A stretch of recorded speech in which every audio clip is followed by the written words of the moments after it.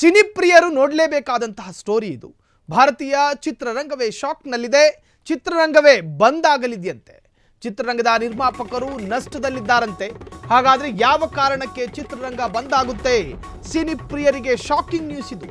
ಭಾರತೀಯ ಚಿತ್ರರಂಗವೇ ಶಾಕ್ನಲ್ಲಿದೆ. ಹಾಗಾದ್ರೆ ಯಾವ ಸಿನಿ ಕ್ಷೇತ್ರ ಅದು? ಹಾಗಾದ್ರೆ ಯಾಕೆ ಬಂದ್ ಆಗ್ತಾ ಇದೆ?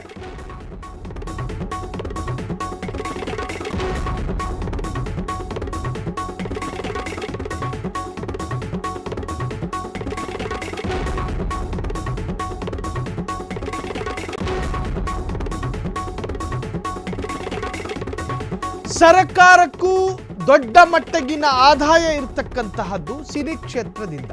ಕನ್ನಡದ ಸಿನಿಮಾ ಇಂಡಸ್ಟ್ರಿಯಿಂದಲೂ ಕೂಡ ಸರ್ಕಾರಕ್ಕೆ ಆದಾಯಗಳಿದ್ದಾವೆ. ಆ ತರಹದ್ದೊಂದು ಕ್ಷೇತ್ರ. ಉದಾಹರಣೆ, ಅಬಕಾರಿ ಇಲಾಖೆ ಏನಾದರೂ ಬಂದಾದರೆ ಸಿದ್ದರಾಮಯ್ಯನವರು ಬಾಯಿ ಬಡ್ಕಬೇಕು, DCM ಬಾಯಿ ಬಡ್ಕಬೇಕು. ಅಬಕಾರಿ ಇಲಾಖೆ ಇಲ್ಲ ಅಂದರೆ ಸರ್ಕಾರವೇ ಇಲ್ಲ. ಅದರ ಆದಾಯದ ಮೂಲವೇ ಅಬಕಾರಿ ಇಲಾಖೆ.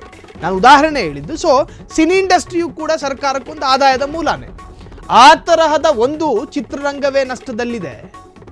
ಸೊ ಈಗ ಚಿತ್ರರಂಗವೇ ಬಂದಾಗುತ್ತೆ ಎನ್ನುವಂತಹ ಸುದ್ದಿ ಒಂದು ಬರ್ತಾ ಇದೆ. ಹಾಗಾದರೆ ಅದು ನಿಜಕ್ಕೂ ಕೂಡ ಅದರ ಹಿಂದಿನ ಸತ್ಯಾಸತ್ಯತೆ ಏನು? ಭಾರತೀಯ ಚಿತ್ರರಂಗವೇ ಶಾಕ್ನಲ್ಲಿದೆ. ಹಾಗಾದರೆ ನಟರು ತಂತ್ರಜ್ಞರ ಸಂಭಾವನೆ ಸಿಗ್ತಿಲ್ವಂತೆ. ಈ ಕಾರಣಕ್ಕೋಸ್ಕರ ಇಡೀ ಸಿನಿಮಾ ರಂಗವನ್ನು ನಿಲ್ಲಿಸ್ತಾ ಇದ್ದಾರಾ? ಹಾಗಾದರೆ ಒಂದು ವೇಳೆ ಸಿನಿಮಾ ರಂಗ ನಿಶ್ಚಲ ಆದರೆ ಗತಿ ಏನು? ನಿರ್ಮಾಪಕರಿಗೆ ದೊಡ್ಡ ತಕರಾರಾಗಿ ನಿಂತಿದೆ. ನಟರು ತಂತ್ರಜ್ಞರಿಂದ ಅವರಿಗೆ ಸಂಭಾವನೆ ಸಿಗ್ತಿಲ್ವಂತೆ. ನಿರ್ಮಾಪಕರಿಗೆ ದೊಡ್ಡ ತಕರಾರಾಗಿ ನಿಂತಿದೆ ಈ ಒಂದು ವಿಚಾರ. ಚಿತ್ರರಂಗ ಬಂದ್ ಆಗುವುದು ಪಕ್ಕಾನ? ಹಾಗಾದ್ರೆ ಪಕ್ಕಾನ? ಹೌದು, ಮಲಯಾಳಂ ಚಿತ್ರರಂಗ ಬಂದ್ ಆಗಲಿದೆಯಂತೆ. ಇದು ಕನ್ನಡ ಚಿತ್ರರಂಗ ಅಲ್ಲ, ತಮಿಳು ಚಿತ್ರರಂಗವೂ ಅಲ್ಲ, ಇದು ಮಲಯಾಳಂ ಚಿತ್ರರಂಗ. ಮಾಲಿವುಡ್ ಜೂನ್ 1ರಿಂದ ಮಲಯಾಳಂ ಚಿತ್ರರಂಗ ಬಂದ್ ಆಗಲಿದೆ ಎನ್ನುವಂತಹ ಸುದ್ದಿ. ನಟ ನಟಿಯರಿಗೆ ಸಂಭಾವನೆಯದ್ದೇ ಸಮಸ್ಯೆ ಆಗಿದೆಯಂತೆ.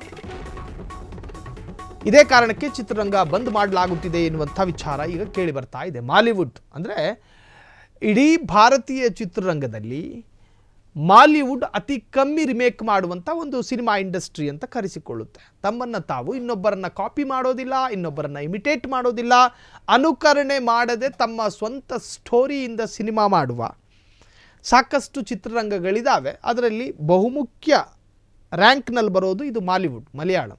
ಸೊ ಮಲಯಾಳಂ ಚಿತ್ರರಂಗದ ನಟ ನಟಿಯರಿಗೆ ಸರಿಯಾದ ರೀತಿಯಲ್ಲಿ ಹೇಳಿದಷ್ಟು ಸಂಭಾವನೆ ಸಿಗ್ತಿಲ್ಲ. ಹಾಗಾಗಿ ಬಂದ್ ಮಾಡೋಣ ಎನ್ನುವಂಥ ಒಂದು ಅಭಿಪ್ರಾಯಗಳು ವ್ಯಕ್ತವಾಗಿದೆಯಂತೆ.